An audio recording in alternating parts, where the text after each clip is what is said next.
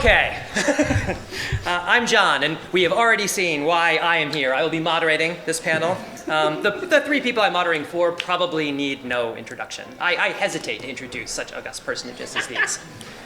Mr. Mike Mearls, veteran of 3E on, we would say, development of D&D, 3.5 to 3? 3.0. Oh, yeah. Not like at Wizards 3.5. Before that, I did freelance work with various different publishers working at with the D20 system, which was 3.0 at the time. And, you know, and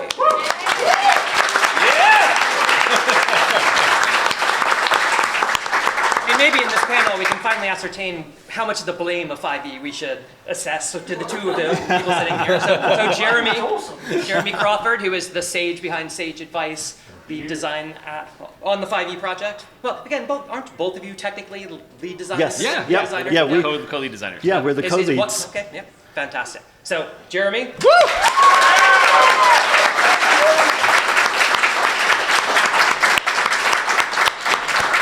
And this other joker who's on the far left here, I understand he spends his life tormenting these people like the Vox Machina party, I think is what they're called, as their dungeon master, and as well now Force Grey, Critical Role, amazing stuff, Mr. Matt Mercer.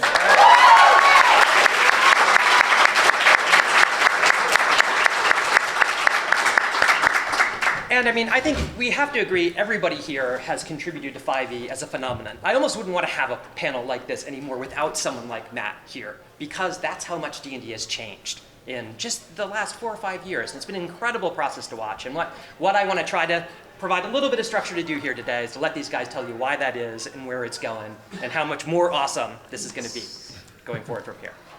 And so we're going to do that basically just by having a little bit of structure, like I said, a series of some planned encounters and random encounters that we're going to go through to try to pick this up. Each of them has been equipped with a 20-sided die, which they may roll. The weapon of the gods! However, since they delegated to me the responsibility for designing the system that was going to govern this, it is going to be a mana point system. What? Because that is something you would not find in D&D. No, what is this, GURPS, sir? What is going on here? It's a mana point system, and they will be awarded points of mana for successfully navigating encounters. For dodging encounters, they may spend a point of mana. If they go into negatives, that would be a problem, because that will affect their die rolls for any of the challenges and saves that might occur in this. I just want, in my professional opinion, I already don't like this system. I would like to house rule. So this system was designed in order to keep people like you in line for this, because otherwise it would be just like what we saw at the start of this before I started talking for the next hour and a half. So, let's talk first, please, about the origins of D&D 5e. And I mean, there's a number of ways that we can pose this question, but I guess I'd like all three of you, and so we're going to go down the list here, to talk about what you think the situation of D&D was at the time that 5e development was getting started. So we kind of shared story. I sort of wanted to frame this in terms of stories. So it was cool when someone said, "Oh, we really love 5e," because about 5 years ago when we started the D&D process, a lot of you didn't like D&D. A lot of you probably maybe weren't playing yet, or maybe weren't happy with where the game was. So I always remember Gen Con 2012, my first Gen Con, being in my current position as essentially creative lead. That's also not coincidentally the last time I got really, really drunk.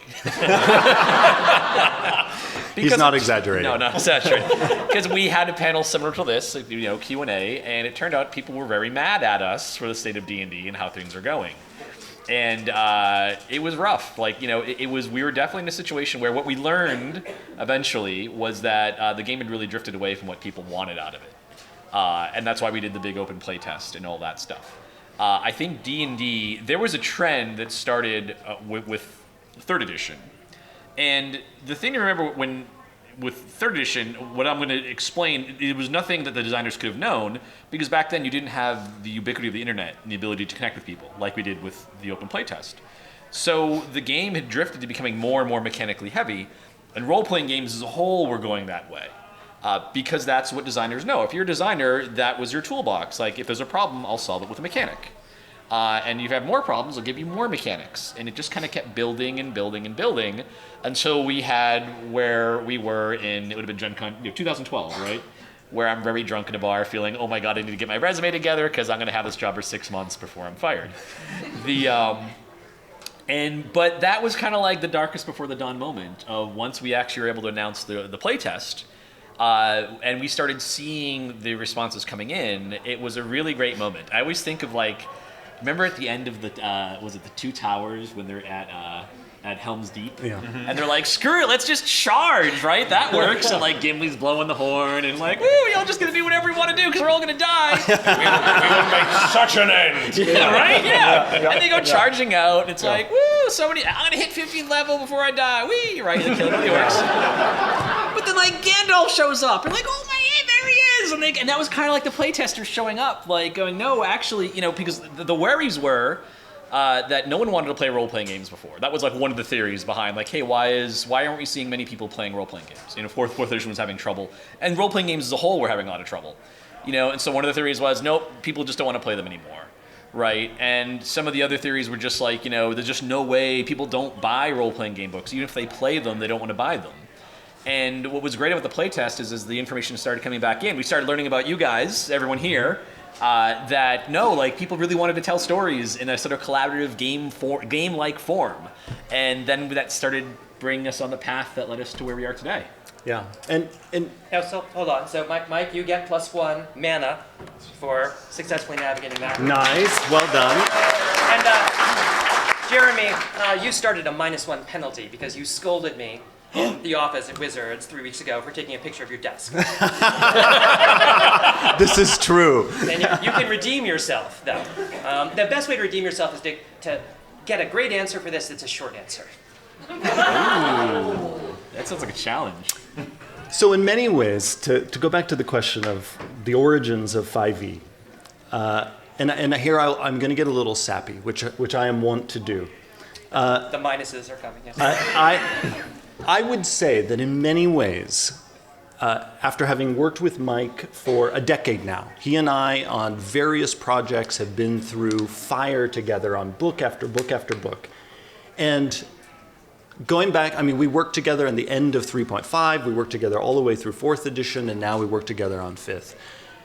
In some of our earliest conversations about D&D, whenever we would talk wistfully about what we loved about D&D as kids, it was about this open-ended, vast world of storytelling that we could dive into and make our friends laugh and sometimes even make them cry. And it was never about the rules, how many pluses something had, how many products were being released each month. It was just our friends, the worlds we were weaving together, and these tales we were telling. And for many years, while working on these books that, as Mike said, it's that we could watch the sales going down, behind that was this dream of ours of could we ever bring D&D back to a place where the rules are lean, it doesn't need some major mechanical expansion month after month, but is really kept alive by an endless stream of stories that people are telling, not only the stories that we're publishing for you to tell, but your own stories, and that we treat D&D like a platform for other people's storytelling. And so our total delight when Gandalf came over that ridge in the playtest feedback was that the D&D that we had basically been dreaming about was the same D&D all of you were dreaming about. And so then we jumped on the back. I'm going to run with this metaphor. We jumped on the back of Shadowfax with Gandalf, and now we're riding. Yes, exactly. All of us. All of us. Somehow. But Shadowfax is magical. Come on. True. It's all magic. He's an extra dimensional Well, you space. just need to be Pippin-sized, right? Yeah, That's right. Yeah. That's right. Well, I wish I was Pippin size. But it's really easy to lose sight sometimes, given how well 5th edition has done and been received and how much we all enjoy playing it week after week, is that it was a big roll of the dice for us. We didn't know, even at the end of the playtest, after we'd gotten positive feedback after positive feedback after positive feedback, we still didn't know, are we going to stick the landing? When they finally see all this playtest material that they've been playing with actually woven together in finished product, and they're telling their own stories and building their own worlds and building their own ventures, is it going to click? And so it was a great sigh of relief when we discovered it worked. Yeah, and it's been fun watching it get stronger and stronger. Yeah, and that's a story I can tell later Yeah, in that's the like panel. part 2, right? Yeah. That's the, Yeah. Where are we It now? could be that, yeah. Okay, so that wasn't super brief, but I think we all agree he gets a point for that. Right? Yes. You get a point, so you're at 0 now. Wow. Should I tell the story why I scolded you? No. The longer it gets, then the less the point gauge is gonna. Yes. So Matt, shed some light outside of the bubble. Yes, of yes. PSR.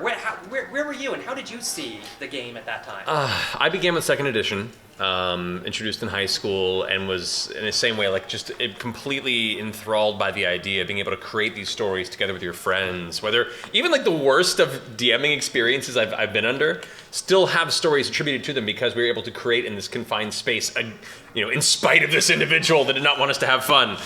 And so I fell in love with that. And when 3.0 and 3.5 came about, that was for me my personal heyday, because that's where I began to really, accept the game as a dungeon master and began to try and pull other friends into this experience that had kind of captured me. And when 4th edition came out, we embraced kind of the new rule system and trying to make it work, and we felt in some ways that it was trying to rationalize where they thought the gaming audience was going. It was where a lot of the technical aspects, it felt a little more borrowing from kind of the MMO games that were starting to come out at the time, and trying to merge what was so great about the game with what they expected people and gamers now wanted. And I enjoyed a lot of aspects of it, and a lot of aspects I felt were fighting what made D&D so special, kind of what you said, this kind of open creative space where all of you could create together. And I began to frustratingly so, like, buck the system to make it work for the games and the stories I wanted to tell. And in doing so, it wasn't until the D&D Next playtest that my friend Jason, I didn't get into playtest originally, but my friend Jason did, and he sent me the PDFs, and I was like, oh, whoa, they're throwing back to 2nd edition in a lot of these early playtests. That means they're definitely paying attention to what made the game so magical back in those days, and that excites me. So I'm curious. So I kept an eye on it. Every single time there'd be an update, he'd send me the sheets and the PDFs, and I'd be like, okay, I like what they're going with this one. And we've been playing Pathfinder for a while because it was kind of the continuation of 3.5 from what we knew. And once 5th edition had been out for about 5 or 6 months or so, and I was taking in all the feedback and all the changes that had been made to the system, I was like, okay, this is the kind of game that I want to play, where the rules are conducive to the narrative, where the combat and the role-playing didn't feel like two separate experiences. You could weave the two together in a way where you felt like it was a natural transition, and you could still have one and the other. You could have some combat aspects hit a role-play circumstance, or have a role-play scenario played into the middle of a combat scenario. So for me, 5th edition was kind of an evolution towards the type of role-playing game that I wanted to play this entire time. So I've been really excited to see people like you embrace the system as you have, and it's just been a really wonderful experience in both learning as a person who runs a game, especially on a larger scale like this, having both old school gamers re-engage who hadn't played in so long and found this new edition was kind of enough of the 2nd edition days and the early 3.0 days where they go, oh, I can jump in and still connect with this. And then we have a bunch of this new generation of late teens, early 20s that have never really had a role-playing game experience, and they find it easy enough to jump in and know, oh, I can run this game, I can play in this, I can create a world and be a new 18-year-old dungeon master like I was back in high school. And that to me is kind of really the success story for what you guys crafted with 5e personally.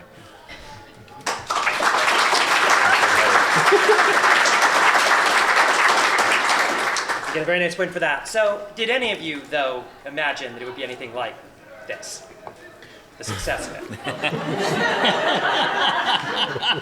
So, And, I'm sorry, roll initiative. If you'd like to answer that. Whoever wins this, you can answer. 11. 16. it was 12. I'm last. So we go in order. So I want to take back my earlier statement of wanting to host. I love this. This is great. This is fantastic. We did not anticipate this at all, because the open question, I mean, it was obviously like, we wanted to redo D&D, but there was a lot of pushback. Like a lot of my job was convincing people we should do this, right? And we were really happy when 2014 when it launched. It did really well. And then a funny thing happened. Up to this point, the 4, 3, 5, and 3.0 had a very similar pattern. They would launch, then sales would drop, and then a few years later, you're doing a new edition. And in the timeline of other editions, we're 3 years in. If at the launch of 3.0, 3 years in, 3.5 had already been released. From the launch of 3.5, 3 years in, 4th edition was in full design swing. And now we're just planning out our 2019 5th edition books, right? That's what we're doing now. We had, like, it had never happened with Wizards before, seeing this. And it's really great. And I think a lot of it is because you guys are running campaigns and recruiting people to play, which is awesome. Like, that is, I think what we're really seeing is, a friend of mine was like, I was telling him about it, and he's like, oh, you have a network that's growing. Like, you have people are playing the game, and they're recruiting people, and those people are recruiting more people, and that's what's happening. And I think in my wildest, like, optimistic, like, yeah, that's what'll happen, but I didn't think it was realistic. And then, so it's, in some ways, I still don't quite trust it. It's like, no, it's like someone's messing with us. They're going to pull the rug out from under us. Someone's be like, no, it was all a lie, right? Like, so yeah, no, we did not expect this at all. And Dungeon Master, may I take my turn? Yes, please. Dungeon Master, here, your proposal. One of the earliest indicators for us that something truly unexpected was happening was the day the Player's Handbook hit #1 on Amazon, it wasn't #1 in gaming books, it wasn't #1 in fantasy and science fiction, it was #1 of all books in existence on Amazon.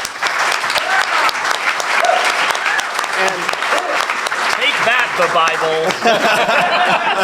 And Brown, finally. I think at the time, the bestseller that we passed was The Fault in Our Stars. Oh, really? Yeah, I still Take remember. that, young Yeah, adult fiction. Yeah. And Another great RPG system. yes. It's an indie science fiction game. It's actually really it's about flawed space travelers. And it was around that same time when the Player's Handbook suddenly hit this astonishing milestone of sales that we also, when we were not only coming to Gen Con, but also at PAX, we talked to more and more people where the tale they would tell us about their arrival in 5th edition so often was either they were brand new or they had played 2nd edition and then had wandered away from the game. And we suddenly realized that all of our company's sort of projections of what our audience was had lost sight of the fact that there was this massive, hungry audience of D&D fans who had just stopped playing D&D before 3rd edition came out and were waiting for a version to come out that would invite them back.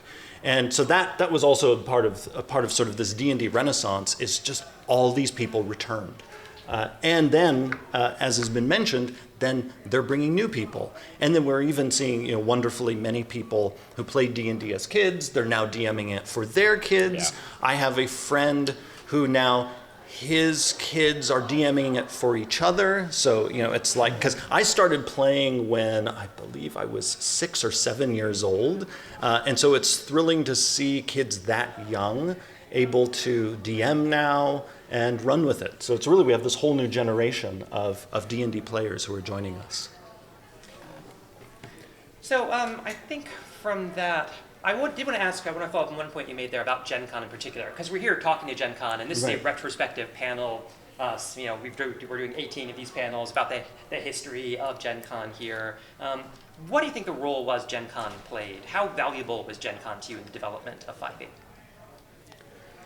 So Gen Con was a part of really the constellation of conventions and then also playtest feedback we were getting online, where we were getting feedback and crucial feedback. It's funny, one anecdote having to do with the development of 5th edition that is Gen Con specific has to do with the Sorcerer and the Warlock.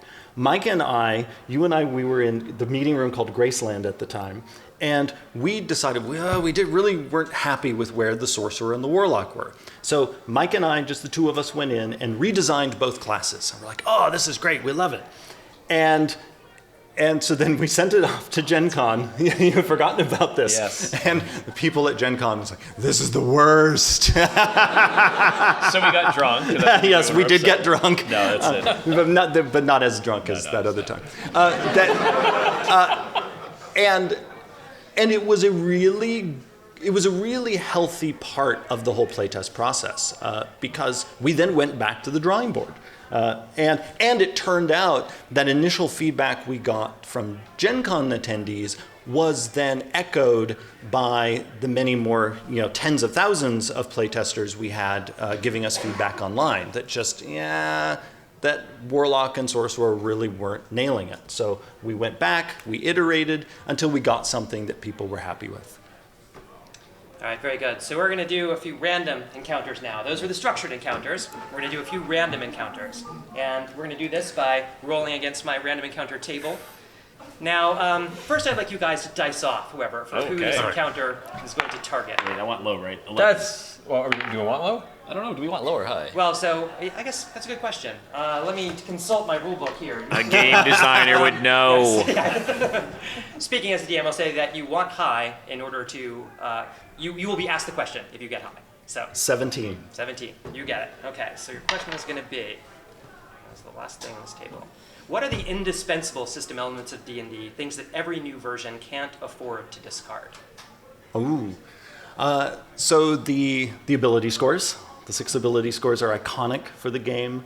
The core 4 classes, like it's unimaginable you would ever have a D&D that doesn't have some version of the wizard, the cleric, the rogue, and the fighter, and then the many classes that are very sort of variants upon them. Then there are, armor class, hit points, leveling up.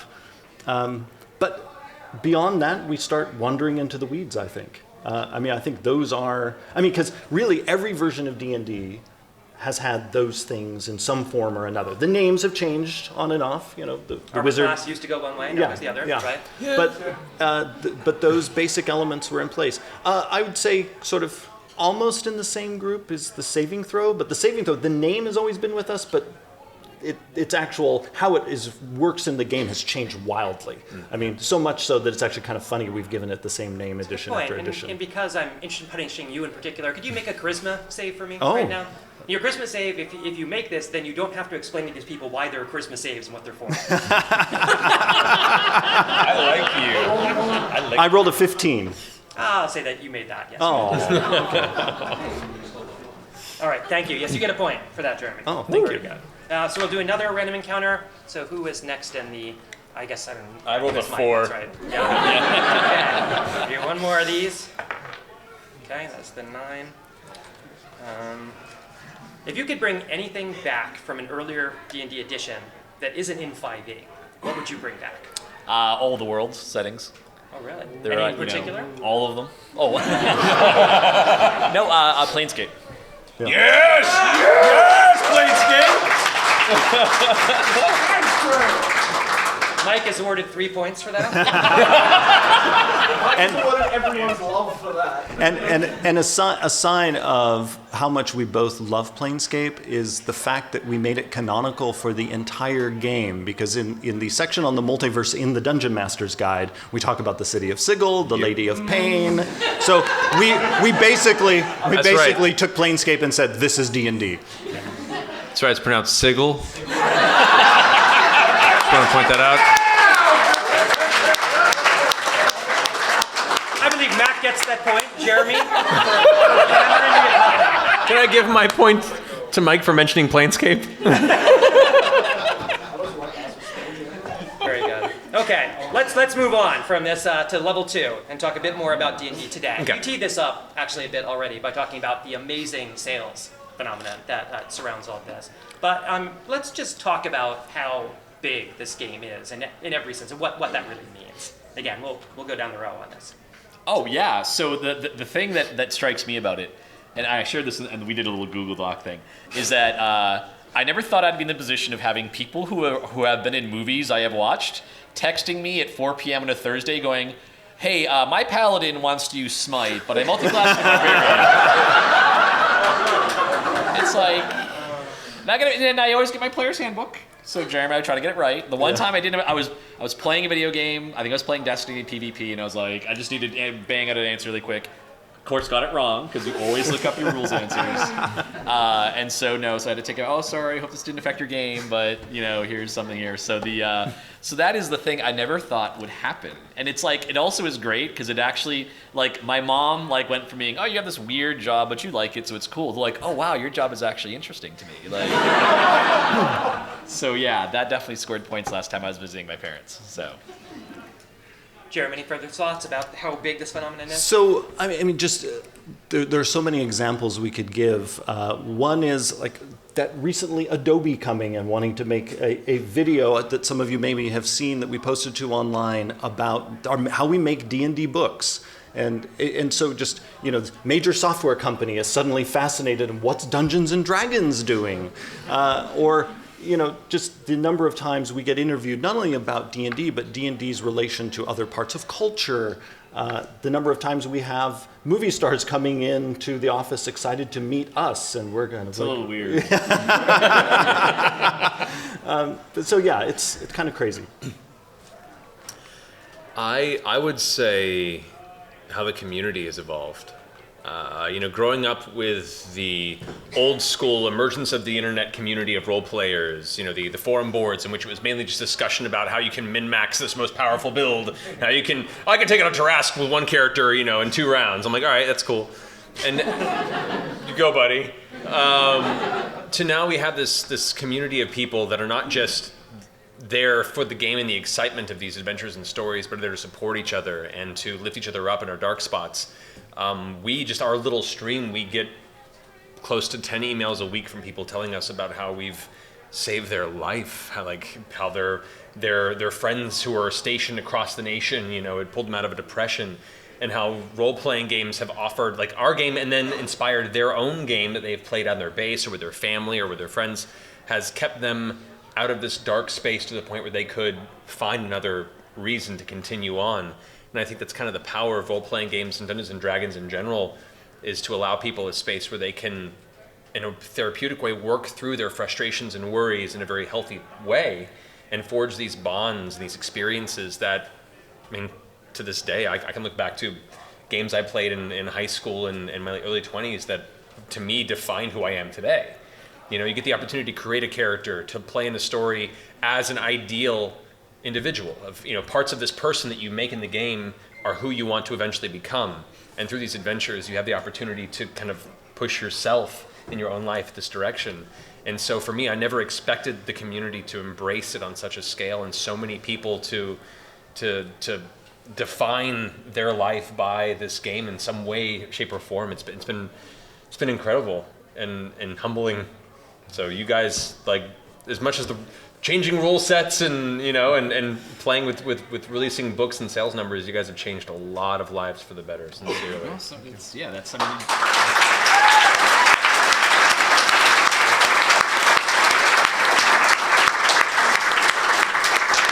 No, Matt gets 2 points for that one. That's all I was going for. Perfect. You're just trying to game this. Yes. Yes. Min-maxing. Min-maxer, yeah, exactly. Well, and I think one expression of that, just of how you're connecting to people, that I found so fascinating was the recent Stream of Annihilation event. And I just want to talk about it with all you guys as well. And you'll roll initiative for this, please. Ooh, 18. 18. 16? Also last. 13. No, this is not my dice tomorrow night. So yeah, how did that come about? How did you get those people? Now these things, they're these media events that are streamed, and think about where Gary Gygax was, right? Again, we think about history and retrospective panels. Think about it was like when the Player's Handbook was released, right? There was no media splash. There was no way to reach people this way. So tell us a little bit about just how radical Stream of Annihilation was as an event. Yeah, a lot of it ties back to what Matt was talking about earlier. The idea of building a community. That D&D by its nature is very much a communal experience. So the idea is, well, then why not extend that to being a fan of Dungeons and Dragons, right? We are really just a community of dungeon masters and players who enjoy this game. And so what better way to bring people together than by playing the game and sharing that? And I think that's something which I would love to say, oh yes, I saw this coming. Streaming of games that's where I put all my retirement money, right? Like, no, we had no idea, right? I don't know if in your experience, if you had any thought that it would take off like this. No. we almost said no when we were offered the chance to stream our game because it was scary, the idea of putting something that was so personal to us on the internet. Yeah. So yeah, no, we had no idea. But it's one of those things where it's so personal that it's universal, right? Like that's one of the things I've heard people say about writing. Is like the more personal you're feeling, the more universal it might be, because that is really what we share deep down inside, that same core that makes us all human. And so that's something that I think really surprised us, and that's really us following in the footsteps, that you've helped blaze, for Critical Role, that this really does bring people together, right? And it's funny to me how even myself as a gamer and other games I play, I just really recently got into Warhammer 40K again. And now I watch people play. I watch them streaming their games and stuff like that. It really makes you feel like you're part of a bigger community. And I think growing up in the middle of nowhere in New Hampshire, where as far as I knew, there was me and 3 other people who played Dungeons and Dragons, right? And like they had the books on the shelf. And I think part of it too was, if you remember in the 80s, we had the video game crash, where like it was the first time as a kid, like, oh, you could have something you really like be taken away from you. Like when you're 8, like not being able to buy Atari cartridges is like, it's a tragedy because you're 8. That's all you understand, right? But you have this sense that it's fragile. It could go away because I think the more we value something, the more we worry about losing it.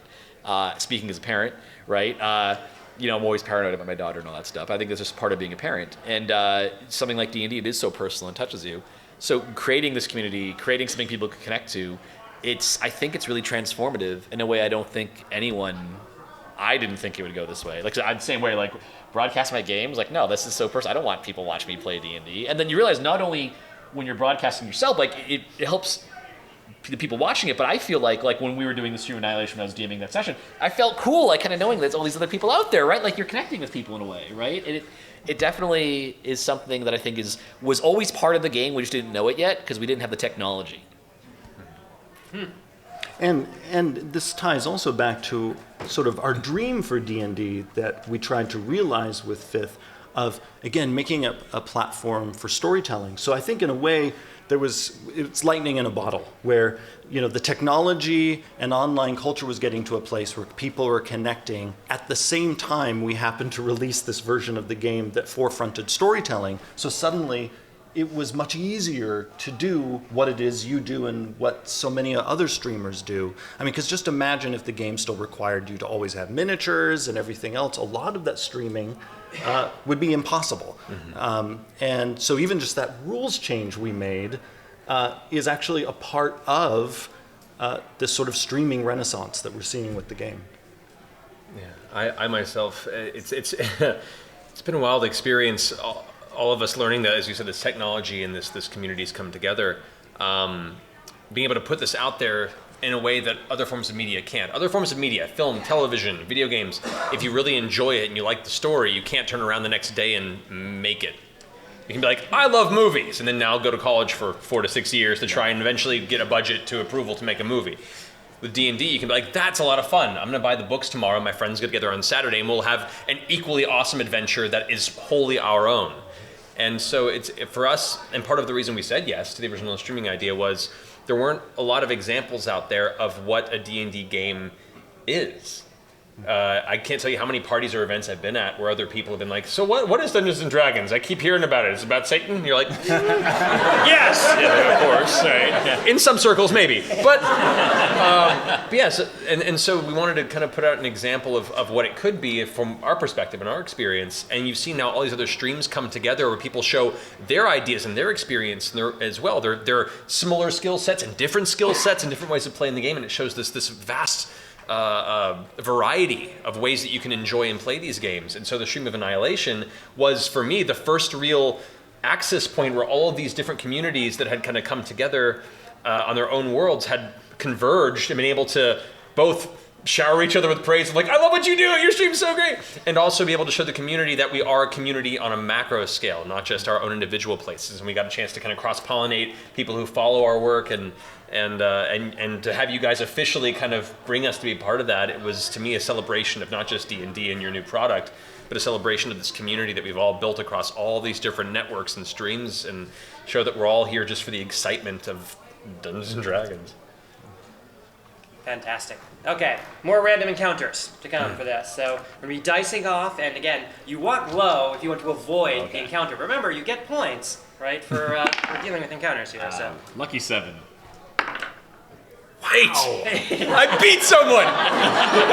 Finally! So Jeremy, you win. Okay. Yes. Very good. Okay. I keep getting the random encounters. I love it. I love it. I'm the one stumbling ahead. Oh, I walked into another trap. Okay. Okay. This is a pretty softball one, actually. Do you have a favorite work of art by the D&D illustration?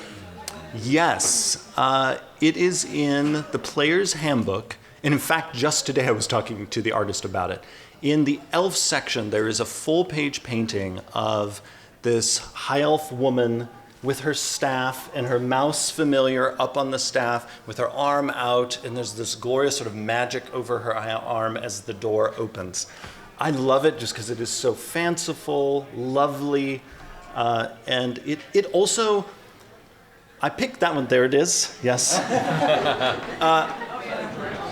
Crowdsourcing. Thank you. Yes.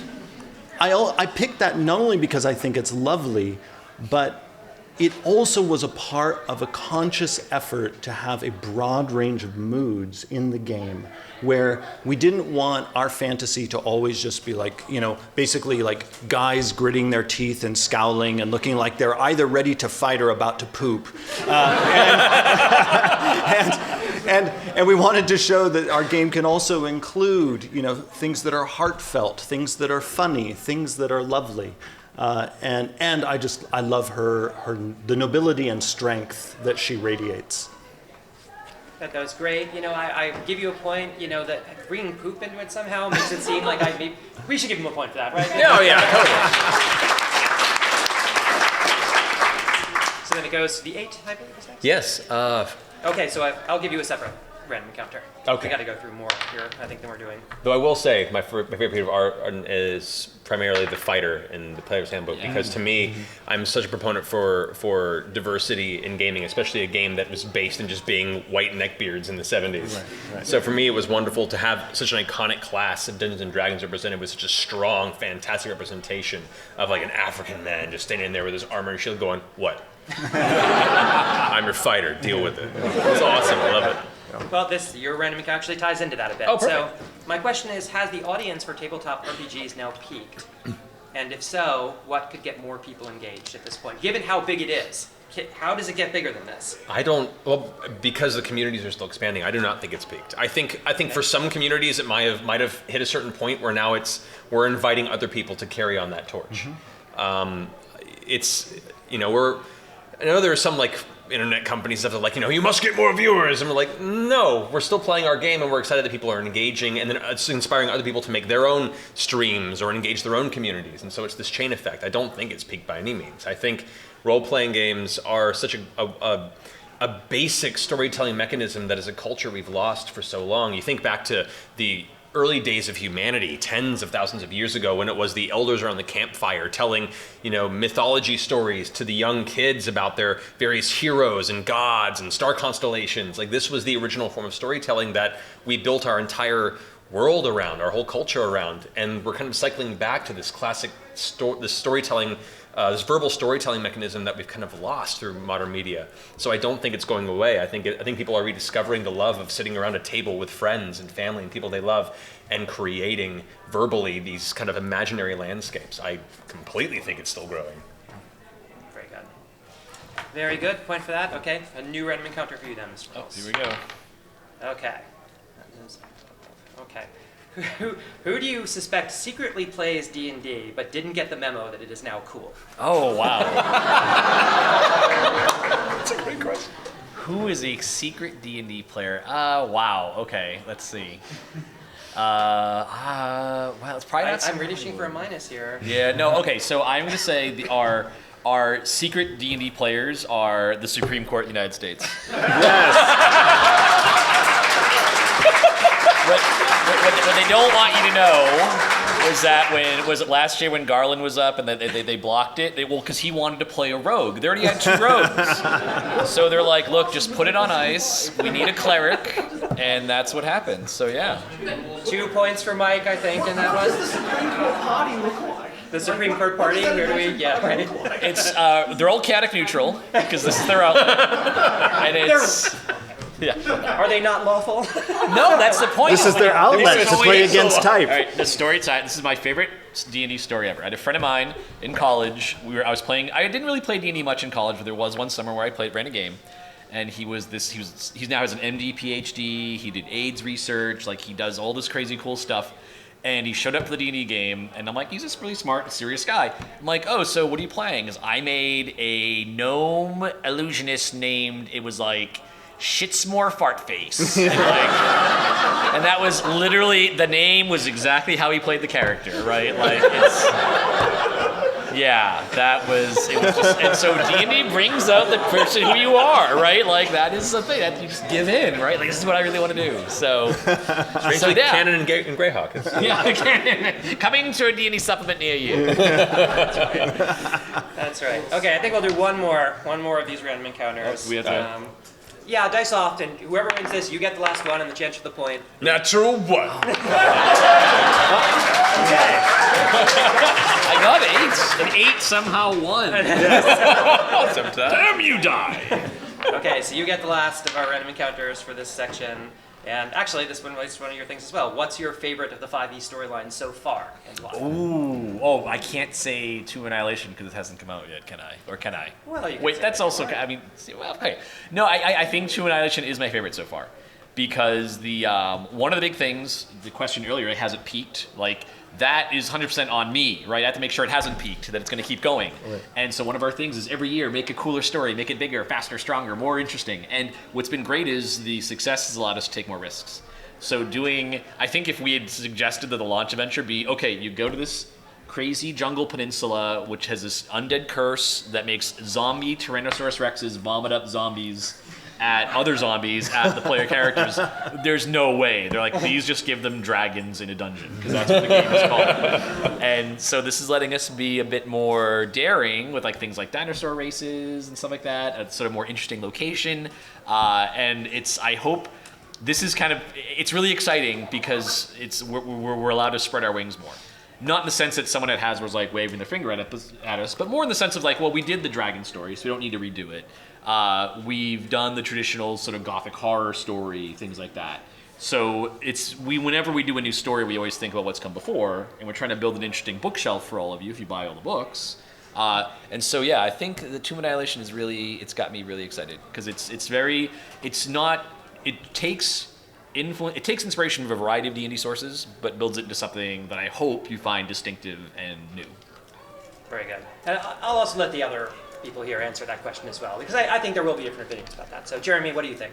Well, I also love Tomb of Annihilation, but if I were to pick one of the adventures that's already out so that they have the benefit of also having read or played them, I would pick Curse of Strahd. And part of that is simply because when I was a kid, I6 was my all-time favorite adventure. It is the D&D adventure I have run more times than any other. And my entire home campaign setting I built starting back when I was a teenager to be the home world of Barovia. And so to this day, that is still what I do. So it kind of has to be Curse of Strahd for me. And, I6, Vampire, was played here at Gen Con by Tracy, right, as a tournament in '82. Oh, wow. Yeah. Which is fantastic. Matt. In a similar way, Tomb of Annihilation, I've had the opportunity to see it and run a game of it. I love the world, but my heart is with the Curse of Strahd because as a lover of gothic horror and a person who ran the original expedition to Castle Ravenloft a number of times, my favorite campaign, other than the current one, for Critical Role, was a 2.5-year-long Expedition 3.5 campaign that we ran from beginning to end. And I think Curse of Strahd carries the true heart of what that whole storyline was to it, and I absolutely loved everything you guys did with it. So I kind of lie with that one. Fantastic. So we're going to move now into our third level segment here. We're just talking about the future and where D&D goes from here, what's next for D&D and RPGs in general. And again, I'd just like to go down the row here and start with Mike. So as far as our future goes, when we launched 5th edition, we had a lot of press people coming in to interview us and stuff. And this one guy, I remember who it is, Larry from CNN.com at the time. He was asking me like, well, what's up for D&D after the launch year? And I said, my goal is to make every year for D&D the biggest D&D biggest year ever. And he laughed. He's like, that's crazy, right? Everyone knows your launch year is your big year, then you fade away, then in 3 years you're going to come back and do another edition. But no, I meant it, right? This is the goal. And so the challenge is finding new ways to keep everyone engaged and to do the interesting new story, and try to do something like Tomb of Annihilation, then what's kind of coming next. And the thing that gets me excited is, on one hand, we used to think of the future as like, what are the products we're going to do? Like what are the specific books? And now what we think of the future as, it's this plan, this bigger overall plan, which is get as many people on the planet playing role-playing games as possible. And the products we do just kind of reflect that plan, that goal. We want to do things that if someone who hasn't played D&D yet, if they see that cover in a bookstore, or they see someone streaming it, or they read about it online, they think, that sounds really interesting, I want to check that out. And they go from not playing D&D to playing D&D, to playing tabletop role-playing games. Because I think that the world's in a really weird place, right? Communities are coming together that maybe we didn't want to come together,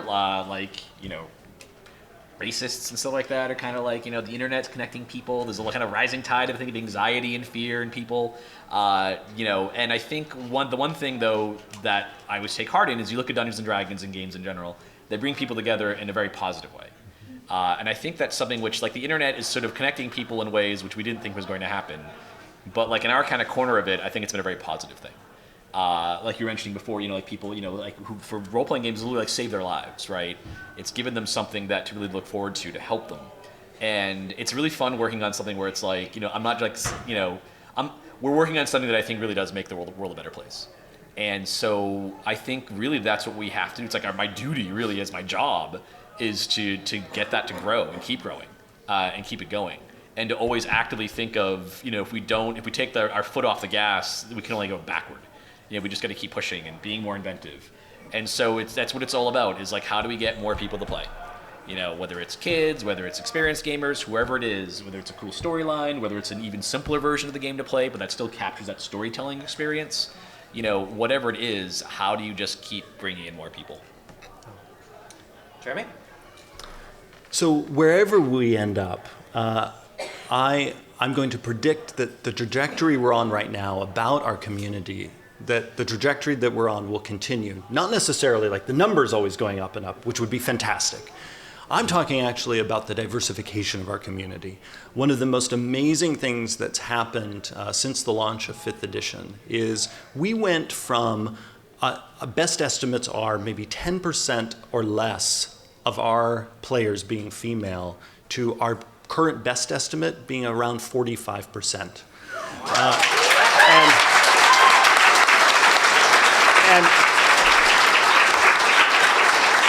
And I want us to get to 50. And the panel that I was on right before this one was a panel specifically about LGBT players and DMs. And that also is a big part of our growth.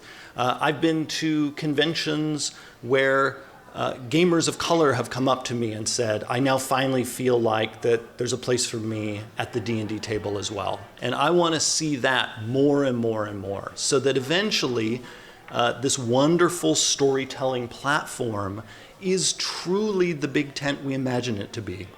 A place for everyone to come at the table and tell wondrous stories together.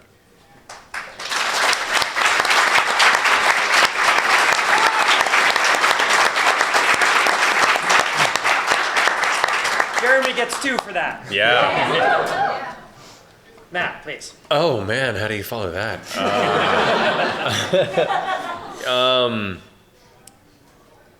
For me, I owe my life, my many close friendships, and my whole career to the inspiration I derive from these games, and the ability from just our game's perspective, let alone this community, to share that with other people is incredible, and it's huge, and it's to me it's a device that allows people to come together and not just create adventures and beat monsters and stuff, but it teaches us, I touched on it earlier, to be better people. I've met a lot of people and had conversations about the therapeutic elements of role-playing games in D&D. I've had conversations about people who have social disorders or issues communicating, and it's helped them overcome those hurdles. I've met people who, through D&D groups, they've been able to to learn elements of their upbringing that didn't quite mesh with their understanding of the world now through interacting with so many varied gamer groups out there. And I think for me, the importance of role-playing games, Dungeons and Dragons, is going to continue to grow in the opportunity to allow people and empower them to share themselves with other people, strangers, close friends. I mean, Gen Con's a perfect example of being able to sit down at a table with 5 other strangers you've never met in your life, and within 2 hours, you've all have this incredible, this joint experience, this friendship, this bond you never had before. And there's reading a book, seeing a movie. You never get the opportunity to really connect with somebody like you do with a role-playing game. And I don't see there any opportunity or any chance of this to slow.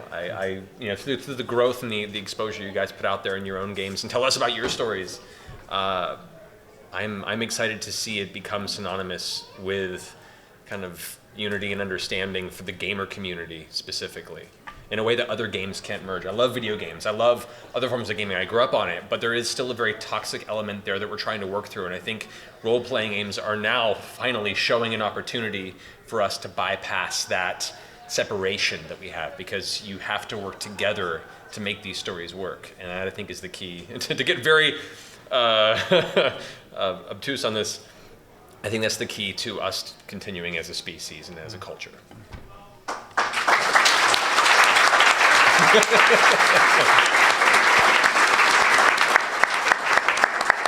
So you mentioned video games in there, and that leads me to another kind of structured encounter that we planned here. I'd like you guys to tell me a bit about D&D Beyond and about where you're going with it, and because this gets into what's the magic formula. I've seen the industry trying to figure out what the right level of technology to inject into this is, and so how's D&D Beyond gonna take this to places that you think other solutions have not succeeded? So I think one of the things D&D Beyond could really do, when we were thinking about where it fits in, one of our, when you think of D&D and you think of what you do when you play D&D, and when you think of what you need to do to play D&D, hopefully that's clear what I just said, it's the game comes in the form of a book. But when you actually play, you don't really go to the book unless you're looking something up, and then a lot of groups would say, whatever, we'll just make a ruling, or we'll just decide something or go on. And I think what D&D Beyond does is it hopefully, for a segment of potential players, removes the book as a barrier. They don't think, to play D&D, I need to read this entire giant book. Instead, they think of it more in like a Wikipedia sense of, it's just something I refer to as when I need it. When I make a character, rather than having to go through all the pages of the book, it's just, I just pick one of these races. I just touch it, or I click on it, and there I go. There you go. I'm ready. I really like the quick character build option they have, where if you just want to make a first level character, you literally pick your race and your class, and you have a completed character sheet. That just makes me really happy, because I think, right now the prerequisite for playing D&D requires a lot of skills that don't necessarily have any bearing on the experience at the table, like being able to do the math correctly and remember all the rules and write everything down, where you could be a really fun person to game with, like doing good role playing and fun ideas, really including them at the table, but that might not necessarily be, the book side of it might not be your strength. So what I'm excited to see is will we start seeing groups, like entire groups form that just use the app? Because to them, that's just not, the book isn't how they learn, or it's not what's interested them. What interests them is the actual just getting to the play as quickly as possible. And that kind of goes back to the idea of talking about, how can we make the game as accessible as possible, right, for new players. Yeah, and I think D&D Beyond, piggybacking on that, is really an important part of making sure that momentum of growth keeps going. Because basically, the more ways we can provide people to interact with D&D, the better.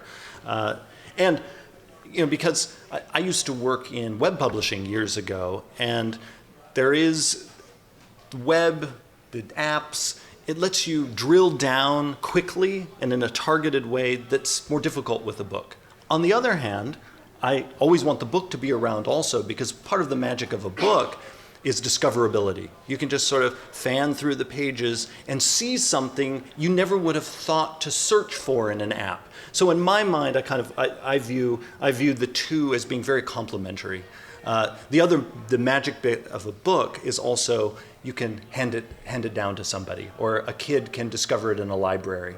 And again, we want D&D to be in as many places as possible. And so that includes in a digital form, so that for people for whom the book is a barrier, now that barrier is taken away. Yeah, and I agree with that entirely. For me, the book experience, the discoverability of it, the idea of just holding it in your hands and being able to thumb through to a page and learn something or get drawn into the artwork or the flavor text is wholly incredible. The D&D Beyond is a huge tool for being able to quickly dive into the details of the mechanics of the game. My fiance plays a druid on our live stream, and there's a lot of options for a druid, not just beyond spells, but forms, beast shapes, elementals, things you can summon.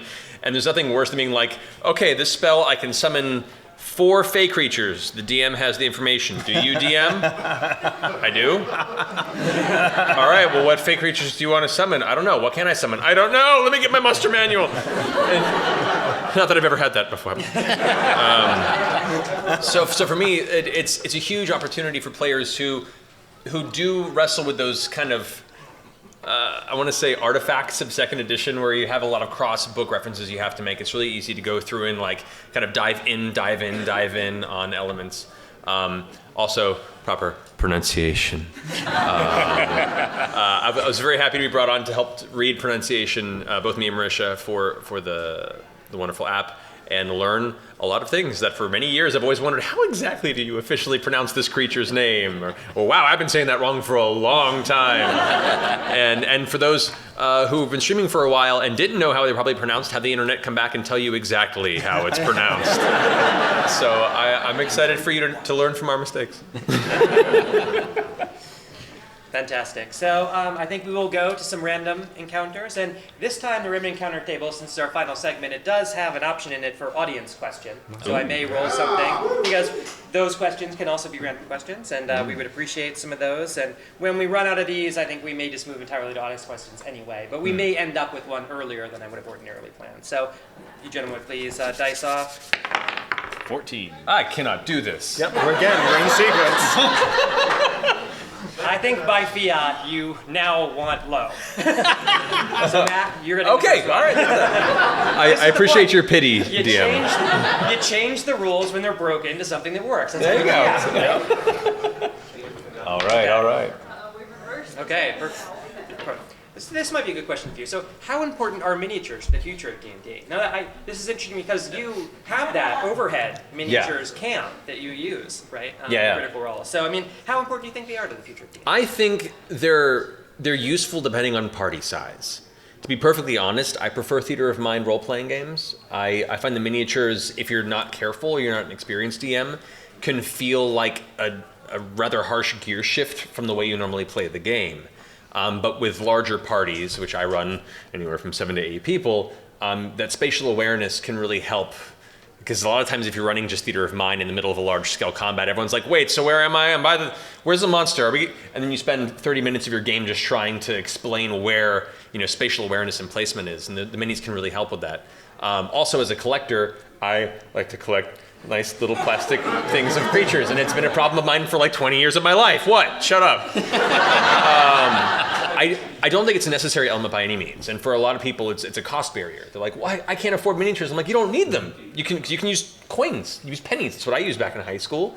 You can make little paper versions of the characters. I've seen a great member of the community send us pictures of their own little. They had someone in their group that was good at art and draw their characters in tiny little pieces of paper they just folded and used those. It's really great for spatial awareness, but it's definitely not necessary. But if you are a collector like me and you like having them, it's helpful. All right, different one here for Jeremy. Okay, Jeremy Gatz. Oh, yes, I'm sorry. So, what should the next generation of MMOs and AAA CRPGs borrow from 5e? Ooh. I didn't get this question.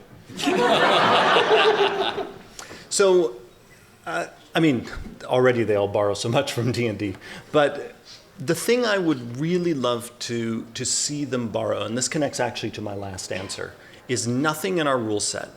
I really wish, and this is something I've talked about at other conventions before, that you could go into any MMO and decide you want to play, just one example, a black character, and have that be at least as common as picking someone who is not a human.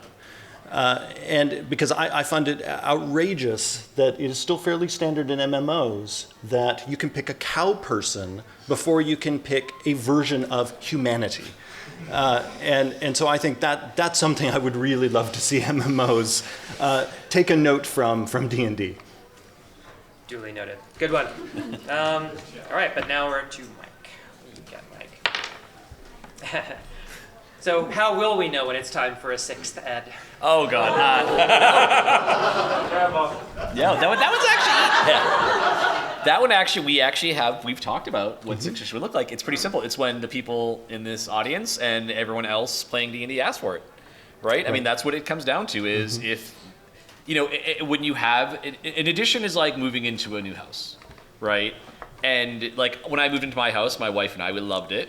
And now that we have a daughter, we're like, the yard's a little smaller than maybe we want, and maybe if we had like another extra room that was the right size. It kind of comes time when you feel like, oh, it's time to sort of hit the reset button. But that's something that it's not up to us, it's up to the players, because we built the house, but you guys live in it. So when you guys decide, oh yeah, it's whatever, we really, like, here's what I think might happen, because we're releasing Xanathar's Guide to Everything in November. If, like, say 2 or 3 years from now, it's like, oh yeah, stuff from Xanathar's, that's like standard now. That's what everyone uses.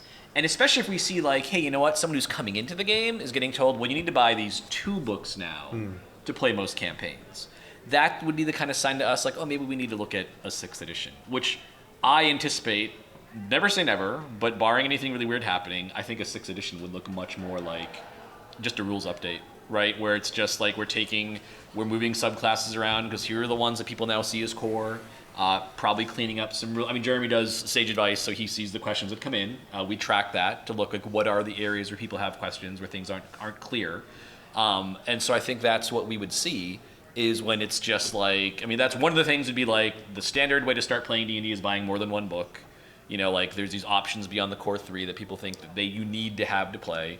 And if we just see enough of these pain points coming in where it's like, okay, it's time now to look at actually refurbishing the basic rules, because you've sort of the collective player community has kind of outgrown the house they moved into in 2014. Right, and just to quickly add to that, one of the reasons why one of the 2 lead designers of this game answers rules questions. I mean, we all answer rules questions, but where it's actually something I officially do is precisely so that I can essentially be doing constant research to see when is the house starting to fall apart, so that I'm never basically blindsided by, oh, oops, the community actually a year ago was ready for us to start work on the new edition. I want to always know, sort of up to the day, what's the read in the community? How is the system working? Are basically people having a great time with it? Even okay, they might be confused about this thing, but are they still able to have a great time? But it's basically as soon as those pain points start building and building and building, that's when Mike and I have serious talk about. Oh, okay, now all right, it's time to add on a room to the house, or it's time to build a new one. Well, and since I unfairly penalized you at the start, Jeremy, I'm going to give you one of the questions from level 2 that was not rolled in the random encounter table, but that is relevant to this, which is what is the thing that, as in your capacity, is the sage advice. What's the thing that seems to be most confusing to people about 5e? Oh, good question. It changes. Apart from charisma saves. So it actually changes seasonally, and I see confusion coming in waves. So like there'll be periods of time in each year where it's like, oh boy, everyone is having trouble with calculating armor class, and then that confusion will go away, and then the new one will be, oh boy, bonus action spells are the most confusing part of the game for people, and then 3 months later it's something else, and that actually gets at the vibrant community thing that we've been talking about, because you all talk to each other. And so the thing that might be confusing, you start dispelling that confusion for each other, and so then basically the community moves on to something else that is now the most confusing part of the game. Fair enough. So yes, Matt, I'll give you one more for you, and then I think we will just go to the audience questions here, since I'm sure you all have a lot to ask these gentlemen.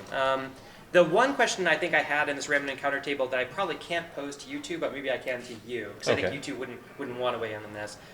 It's about the new D&D movie that I keep hearing might be happening. Right. So if you could pick what campaign setting of all the campaign settings of D&D that have existed was going to be used for the new D&D movie, which would you choose?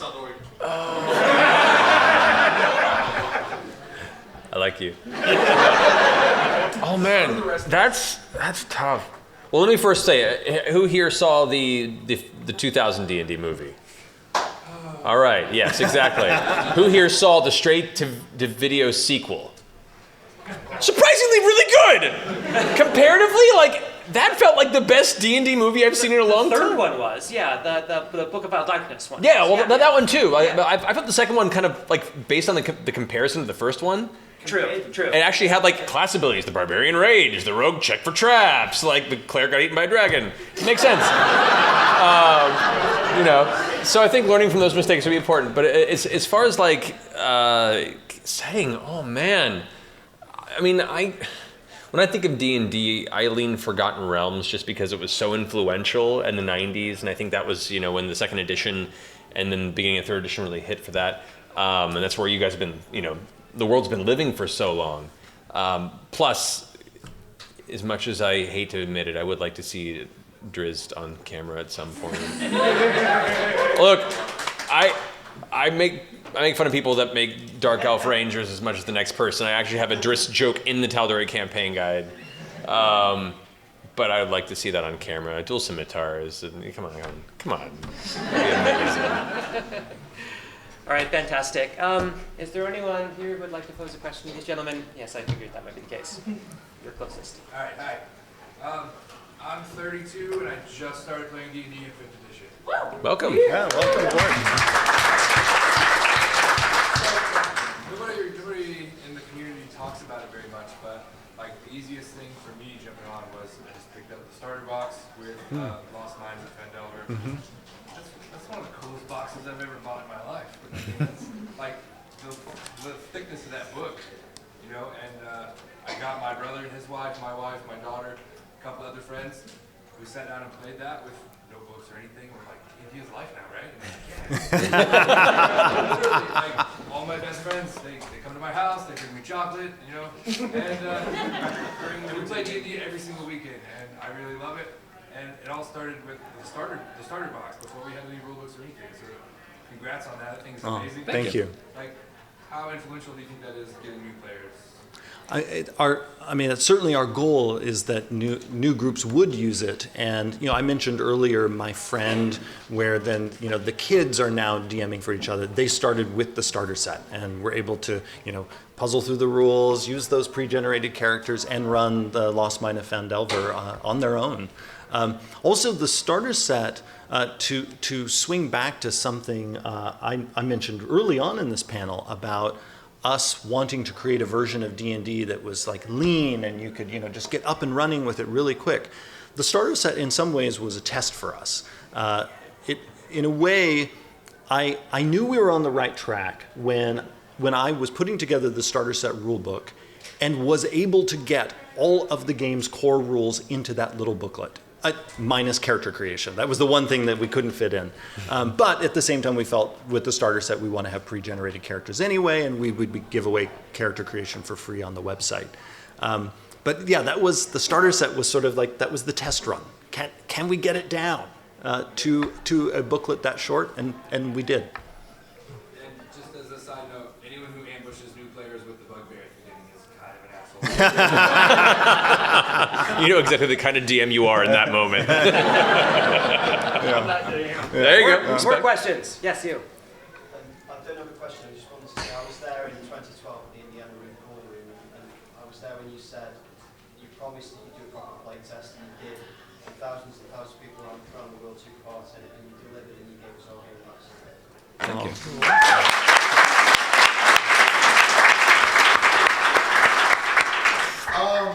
First of all, thank you for getting the feel of second edition with leaving out Yes, I agree. Although I did put THACO in the Player's Handbook Index. It is there, just so we could say THACO is in 5th edition D&D. 1 point for Jeremy. I'm not kidding. Look it up.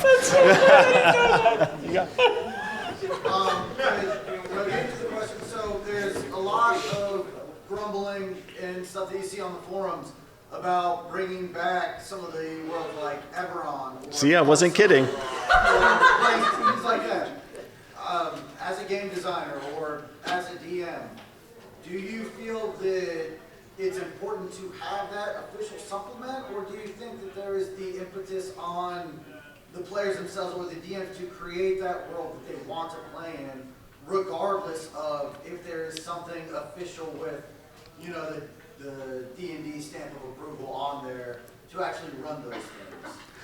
So one thing I would say is I often like to point out that even when we do release something, like we have the Sword Coast Adventurers Guide for the Forgotten Realms, we've detailed a lot of the Sword Coast and the various adventures.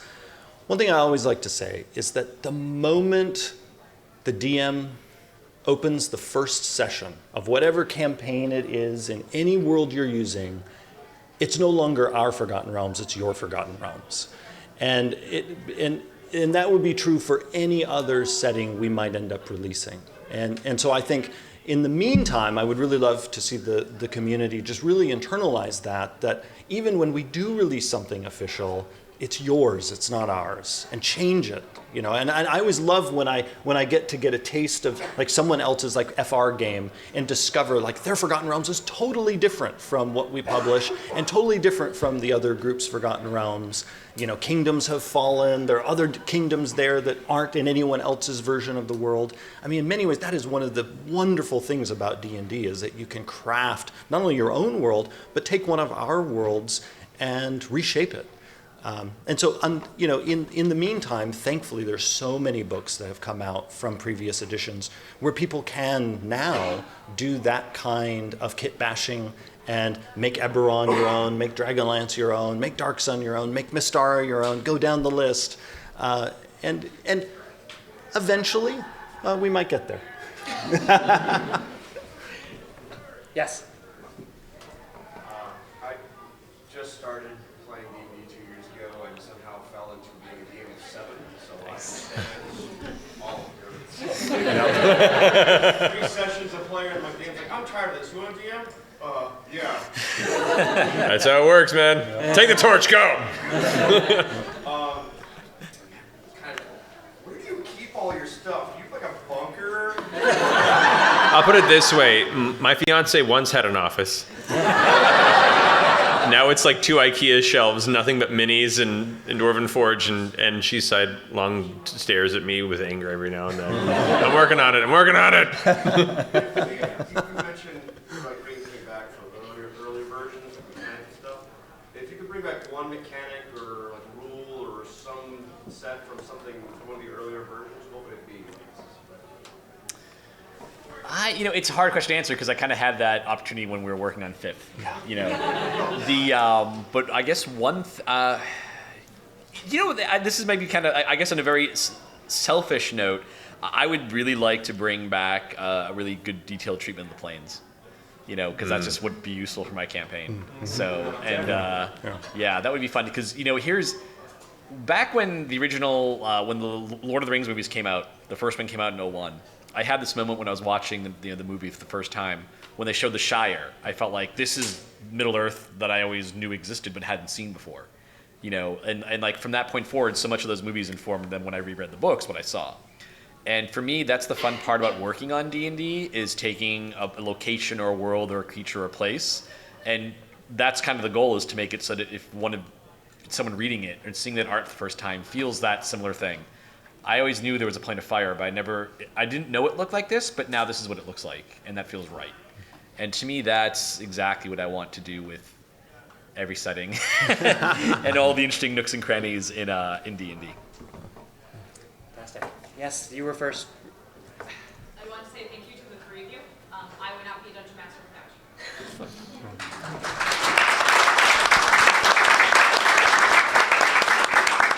3.5 in college. It wasn't until Fifth came out and I started watching Critical Role that I discovered I can do this too.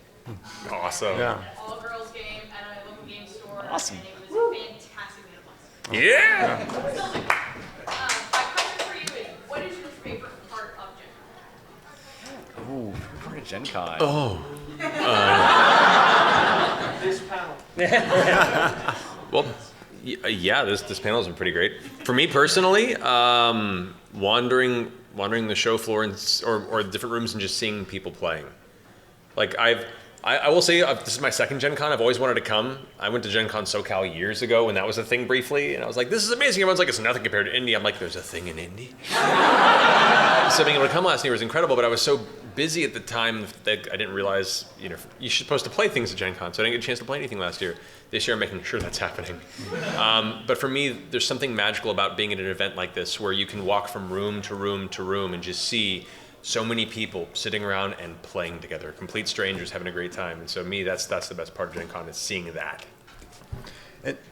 For me, I would say, there are many things I enjoy about it, but the most important one for me is friendship. And I say that because every year I feel like I get to see some old friend here. And in a few cases, this is the only place I see them. And then I have made many new friendships here as well. Some friends I've made are here in the audience, and it's because of Gen Con. There's a member of my 7-person D&D group at home whom I originally met at Gen Con. We saw each other once a year, and then when he moved to Seattle, suddenly we're friends, and I see him almost every week, and that's because of Gen Con. So my favorite part of Gen Con is running D&D for people who I don't play with otherwise, because there's a fun thing when you get a good group where you're not worried about a campaign, you can just do whatever's fun. Right. So you get things like a few years ago I was running a demo, before 5th edition came out, I was running a demo for press people. And there was this one woman who had never played D&D before. It's her first time playing D&D. And the adventure turned from a fairly basic, go into this strange Fey wood and rescue someone, into, okay, so we're going to assassinate the guy who owns this tavern where we're meeting, and we're going to start poisoning the ale and taking everyone's gold. And that was the best D&D session I ever ran. It was amazing, right? It was fantastic. She had never played before, so she just didn't know the tropes. So she's like, why would we risk our lives for 100 gold pieces? And she's like, this guy, there's 10,000 gold pieces in this bar. That's so great! 2 points for that. 2 points for that, yes. I love that so much. Yeah, along the same lines, I wanted to ask, what is your most memorable story in the entire history of individually playing D&D? What is the most memorable story that you've either DM'd? Oh, goodness. The most memorable story that you've either DM'd or played. Dice off, please. Oh, okay. Only a 3. You want high? I'm not. 7. I won! With a 10. I'm gonna go against. I'm gonna answer your question in a way you wouldn't expect. My most memorable experience was the worst experience I had, which inspired me to DM. My very, very first campaign I ever played, my DM, Ray, great guy, but just not a great dungeon master necessarily. He was one of those players that wanted to DM but also wanted to play really bad, so he made his own character, his 2nd edition, who was a paladin. But he decided, because he's the, you know. But because he's the DM, he allowed his paladin to take the samurai kit, which was a fighter kit. So now he has a samurai paladin who is dual wielding katanas, and you choose to either get your bonded mount or your holy weapon at a certain level. He decided to get both, and his quest to achieve them was he woke up and his gob went here. So he had a griffin mount and a holy avenger katana, because that's how it works. And he's also the DM. It was ridiculous. So we go through this final dungeon, we beat this boss, and he rolls a random treasure table, and he's like, oh, there's a +3 longsword shows up. And my friend Ian, who's a fighter, had no magical weapons, was like, I'm a longsword specialist. And he's like, yeah, but that's better than my offhand +1 katana. Here, I'll give you my katana, and then I can take the longsword, so my offhand's better. And my friend Ian, who had nothing, was like, but I can't use katana, I'm not proficient.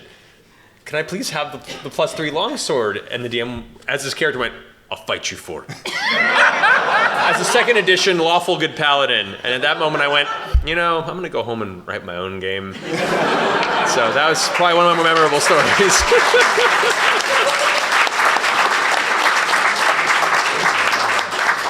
2 points, sir.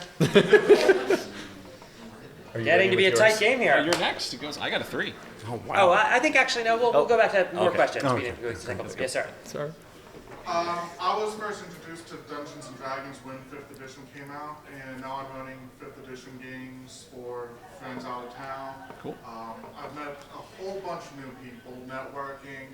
Matt, I know I'm a huge fan of your show, and you have this collection of close-knit friends. Have you met anyone new that was promising in your game that you had known beforehand, and you were really hesitant about bringing your current game out because it was so close? I mean, overall, we were pretty hesitant about it because we were afraid that if you put something you love on the internet's going to go, light it on fire, kill it. I will say, before we started playing this campaign, Laura, Travis, Ashley, a lot of the people in the game I knew peripherally. You know, we weren't all close friends before it started. I was close friends with Taliesin and, you know, of course, Marisha. We better. But Liam was directing me on Resident Evil 6, and like we knew each other from a professional relationship, and Laura and Travis I'd done some cartoons and video games with. We were all like loose-knit acquaintances, and through this one shot that I ran, all of a sudden we had a reason to hang out more. And then as the months went on, we became extremely close friends, and like I would die for any of them at the drop of a hat. And so, like, to me, that's the power of Dungeons and Dragons and role-playing games, is it allows you to establish these bonds with people in a space where you get a chance to see each other outside of the, pardon my French, the bullshit of the world and the usual masks that we wear in a social space. You get to get glimpses of the, kind of the core of each person, their issues and their sensitivities. And yeah, I would say I became super close friends with them purely because of the campaign we started playing, definitely. Cool. All right, 2 more questions. You had your hand up first, yes, you. No, I'm sorry, this guy, yeah. No, you closer, you were first.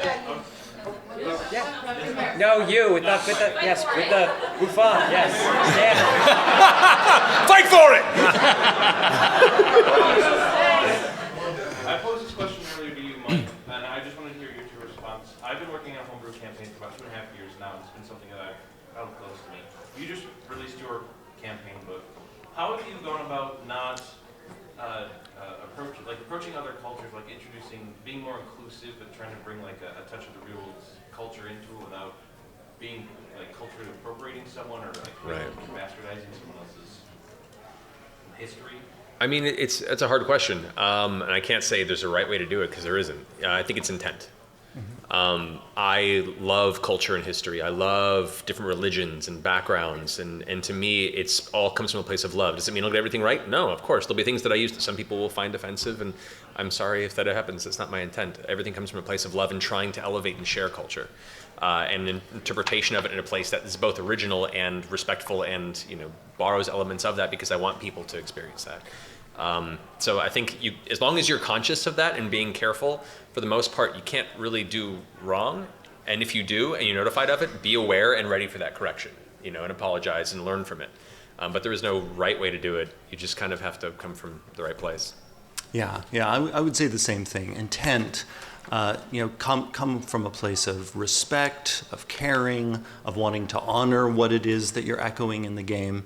And always, and I would say strive to echo and not replicate. You can often avoid sort of creating an uncomfortable stereotype by being inspired by something in the real world and making it your own. Also, one of the things I recommend for you and all of the other Dungeon Masters is also when you're looking at creating your own world or modifying an existing world, dive into the history of your own culture. I say this as, some of you know my academic background is actually in religious studies and literature. So I've spent a lot of my early years studying ancient religions. And what is fascinating to me is how often we don't know about our own culture. And actually how often our view of our own culture is actually a kind of strange, diminished version of what's happened in our own history. So I'd say often if you start with your own, dig deep, go back through the history of your own people, you'll then, I think, be even better equipped to start digging into the cultures of others and to do so with that respect and searching for that inspiration. Okay, you in the back who, yes, I was mistaken for him. Yes, please. Thank you. also about campaign guides. There's books like the Sword Coast Guide, Bolo's Guide, the Tabore campaign book, but they're not heavy with player options. Is that intentional, or are you gonna have a complete blind book? No, that's 100% intentional. I mentioned earlier this idea that, part of what brings about a new edition is people start to say, well, to really play Dungeons and Dragons, you need these 2 books, now these 3 books, now these 4. And so by keeping a very tight rein on expanding the game, that really helps combat that. Now that said, available in November 2017. A whole new galaxy of options. With Xanathars, we feel like the pace of 3 years after launch is a good time to now bring out something that expands it, because we do know people want new stuff. Right. And we felt after 3 years it's enough of really playing a lot of D&D. Then you might feeling like, oh, my favorite class, I've kind of played most of these things, and my second and third favorite class, maybe I'm tapped out a little bit. So now we're going to add in some new things. And then the other half of it is too, like with Xanathars, we want to make sure we have very open playtesting. Mm-hmm. That it's stuff that the community wants, the community's happy with, and then that's ready to become part of the D&D canon. And as excited as we are about the many new player options in Xanathars, I mean, the book has over 25 new subclasses, for instance. As awesome as that stuff is, we still have in the introduction this very blunt statement of, this is not a 4th core book. Yeah. You do not have to use everything in it. Only use the stuff you like. Because for us, it is crucial that people know always with this game, all you need is what's in the starter set or the player's handbook, and you're good to go. Anything else beyond that, we want it to always just sort of be delightful frosting. Yeah. And never something that you feel like is a burden that's suddenly making the game less fun. There's an inherent contradiction to expanding a role-playing game. On one hand, you want people to go, Xanathars, it's so awesome that it's like, it's like the 4th core rulebook. You got to have it. But then you're like, we've just increased the barrier of entry. Yeah. So which is why we never want to do it. So we're very careful with that. And to add on that too, one of the coolest things you guys have done as a company is release the DMs Guild in recent years, which allows the community to create and put up their own material, their own homebrew elements for the rest of the community to enjoy and expand upon. So if you ever feel that urge of like, I don't think there's enough options, well, there's plenty on DMs Guild. I would recommend definitely researching the feedback and the comments. Even my own homebrew, people have commented and I'm like, oh, thank you, I didn't realize that. Or like, oh, I can see your point, I should probably adjust this. It's a really great way of people playtesting their own ideas and expansions on it. So if you're really hurting for that extra group of options, it's a great place to go. All right, we do have time for another question. Yes, you were a question. You just mentioned the DMs Guild. I'm wondering, I do a lot of subclasses and even player races for my homebrew games. Other than posting them onto DMs Guild, is there any way to sort of get ahead and get possibly to the point where you could be hired by Wizards to do that sort of work? DMs Guild, what you're doing, that's a great way to do it. I mean, we just announced our Adept program, and many of those people are on our radar because of what they've done on DMs Guild. And so, and this is really true in any area of publishing, or in actually any art. The way to break in is to do it. And if you don't get picked up right away, just keep at it. If you're not familiar with the Adept program, starting with Tomb of Annihilation, for each product we release, we're looking to do about 10 creators that we send early copies of the product to in PDF form, so they can read it, and on the release day of the product, if they want to write an expansion or something based on it, they can have that available in the DMs Guild. And the idea is for each release, we select a different group of people. So in any calendar year, like if you're selected, that's kind of like your chance for the year, so we can cast a wide net. Fascinating. So, mana totals, because we are getting down to the conclusion here. I have Matt actually ahead. What? That doesn't make any sense! It makes no sense! Hold on. It is very close, though, actually. I have you at 19, and I have both of you tied at 18. Well, look at that! And that is just how this works. So Can I divide my point into 3? 2 dice off, please. Okay. No, just these 2. Oh, those two. Now my dice will go high. close. This is to resolve Only the a 4. tie. A 4? 11. Sure. So you have the least mana for this session. And as your punishment for having the least mana at the conclusion of this. There are no prizes, only punishment. Only wow. You are an Favorite kind of DM. I would like you to share with the room what it says in your email signature. Oh, yes. So I have a quote in my email that I very much, and I'm going to paraphrase it because I'm horrible with exact quotes. But the secret we can never let the players know is that they don't actually need any rules. Said by the man himself, E. Gary Gygax. Yeah. With that, people, thank you for coming. Yeah. Thanks Thank to our you. panelists. Thank you.